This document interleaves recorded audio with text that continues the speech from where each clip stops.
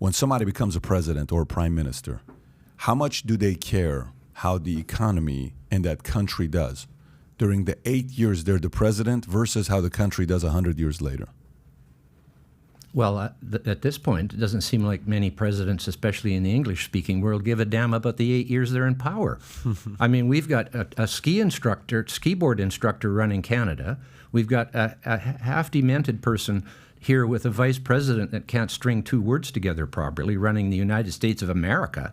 Boris Johnson, thankfully, is gone, but who's going to replace him? And the Australia has just brought in this weird government. Colombia has brought a weird guy as well. They're just bringing weird people left and right. I guess the qualification is to become a man in power is to be a little bit weird. Maybe that's what they're looking for. I just don't understand why there aren't more qualified people seeking these positions. But then again, maybe not many people actually want the heat. No, not just the heat. It's fear. It's the freedom. It's life is a lot easier. Then let them deal with the problem. I guess the point I'm trying to make to you is the following: how many people that become president sit there and say, I want to create policies that 10 presidents from now makes America a better country? Or how many presidents get up and say, hey, Mary, can you tell me my approval rating this morning?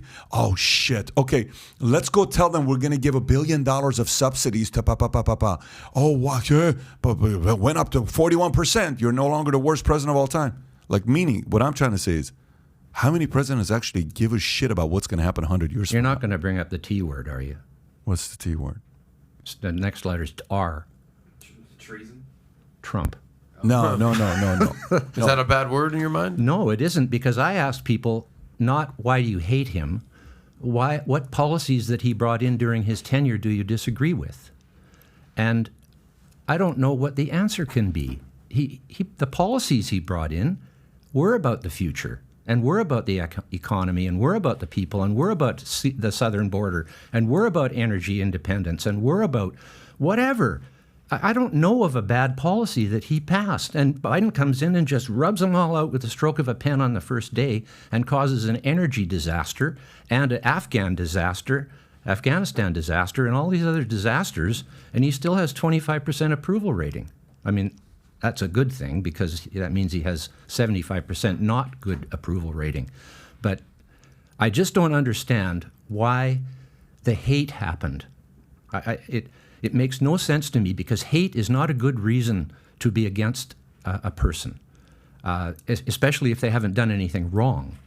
And it's been proven 8 or 10 times over that he didn't do anything illegal or wrong, but they went after him like as if he had robbed the bank, you know. And I am very unpopular for even ever mentioning his name, even in my own country of Canada.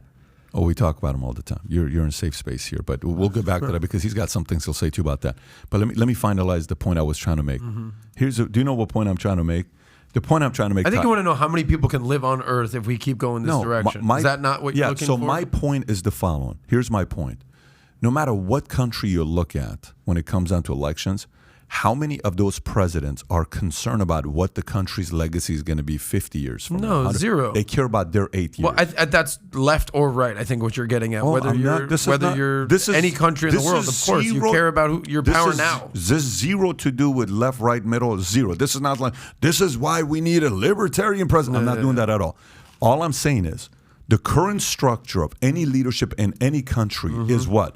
How is the market going to do while I'm there, right? Okay. Yeah. Isn't that the same for any CEO, though? Quarterly earnings, not how founders, the company's not doing? founders. CEOs, yes, not founders, because founders live forever. CEOs don't. Okay. Founders live forever. You can't name every CEO of McDonald's, but you can name the founders. Sure. You can't name you founder. You can name the founding fathers. You're going to forget a lot of the presidents. If I told you who's the 19th president, you may not get it right. But if I tell you who's the founding father, you're probably going to get it right. So the point I'm trying to make is saying the founding fathers have a vision. The CEOs are more concerned with quarterly or annual earnings. If they're watching what's going on, are devastated because they're founders. They're like, dude, we put this together for it to work, and you guys are breaking this thing. Founders are different. But this is the point. So if you look at right now, worst case scenario, according to the math that we just did, when is the next double going to be? When are we going to go from 8 billion to 16 billion? Tyler, next 40 years, I believe. Okay, so worst case, how many years? 60 years. What's 60 years from today? 2080. And how long will it take to double again after that? We don't know. So, but we, based on data, you keep going back to data. It's not based on data. You're projecting the future by past data. And you just use a bunch of past. But I didn't predict the future. But you have to predict the future. No, you can't. But no, it's not you can't. You can, but you may be wrong. You can. Yeah, that's what visionaries do. You're more than likely to be wrong. Well, George Orwell somehow got it right. Yeah, some people do get it right. Yeah. In 1984, when it was written, when he wrote the book, a lot of people said he's a fraud. Exactly. Okay, so let's play the game of let's forecast and see what could potentially happen.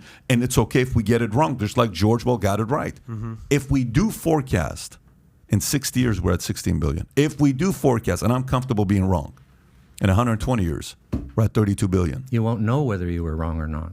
I don't care if I know Why? at that point or not. Because you said the human species will cease to exist no, at that because point? we won't be here. I'm in the insurance business. I'm in the insurance. I sell life insurance. Okay? Yes. All right. Do you know what age you're going to die? I don't know what age I'm going to die.